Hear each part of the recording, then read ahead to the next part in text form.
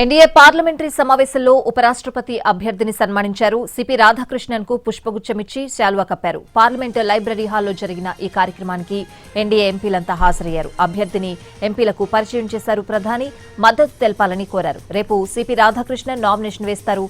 ప్రధాని మోడీ 1వ number proposer గా ఉంటారు. ఈ కార్యక్రమానికి కేంద్ర మంత్రులు, ఎన్డీఏ పాలిత సీఎంలు, కీలక నేతలు హాజరవుతారు. ఎన్డీఏ పక్ష నేతలంతా ఉపరాష్ట్రపతి అభ్యర్థిత్వంపై సంతృప్తిగా ఉన్నారని కేంద్ర మంత్రి కిరణ్ రిజిజు అన్నారు. గెలుపుపై ఆయన ధీమా వ్యక్తం చేశారు.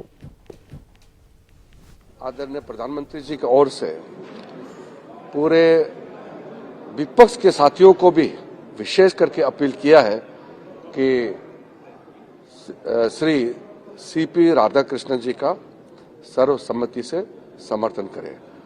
आदरणीय राजनाथ सिंह जी सबसे बात भी कर रहे हैं और हम चाहते हैं कि एक साथ मिलकर के उपराष्ट्रपति जी का चुनाव में सर्वसम्मति से राधाकृष्णन जी का सपोर्ट करें तो हमारा लोकतंत्र के लिए भी, हमारा देश के लिए भी और राज्यसभा को संचालन करने में भी बहुत उपयोगी होगी।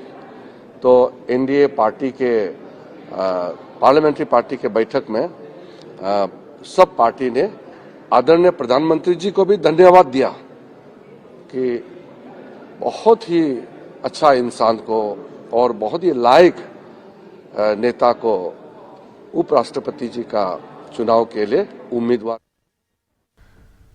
ఎన్డీఏ ఉపరాష్ట్రపతి అభ్యర్థిగా సిపి రాధాకృష్ణన్ రేపు నామినేషన్ వేయబోతున్నారు. పూర్తి అప్డేట్స్ అడిగి తెలుసుకుందాం. మా ప్రతినిధి రాజు లైవ్ లో ఉన్నారు. రాజు,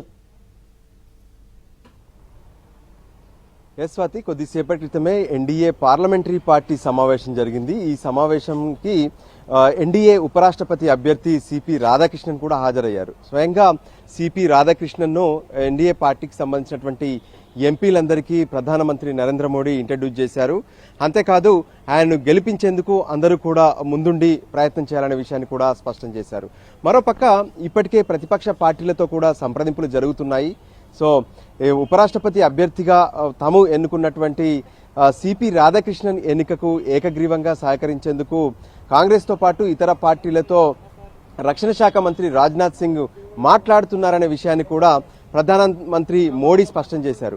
ఒకవైపు ఇండియా కూటమి తమ అభ్యర్థిని పెట్టేందుకు 12 గంటలకు సమావేశం కాబోతుంది. ఇప్పటికి కూడా ఇంకా ప్రధానమంత్రి ఆశాభావాన్ని వ్యక్తం చేశారు. ఏకగ్రీవ ఎన్నిక జరిగేందుకు ప్రయత్నాలు జరుగుతున్నాయనే విషయాన్ని కూడా స్పష్టం చేశారు. ఇక మరోపక్క రేపు ఏదైతే ఎన్డీఏ ఉపరాష్ట్రపతి అభ్యర్థికి సిపి రాధాకృష్ణన్ నామినేషన్ వేయబోతున్నారు. ఆ నామినేషన్ ఫామ్ పైన మొదటి ప్రపోజల్ గా ప్రధానమంత్రి నరేంద్ర మోడీ పేరు ఉండబోతుంది. ఆ తర్వాత కేంద్ర మంత్రులు, మిగతా ఏదైతే ఎన్డీఏ పార్టీలకు సంబంధించినటువంటి ఎంపీలకు సంబంధించినటువంటి ఫ్లోర్ లీడర్ల సంతకాలు కూడా ఉండబోతున్నాయి.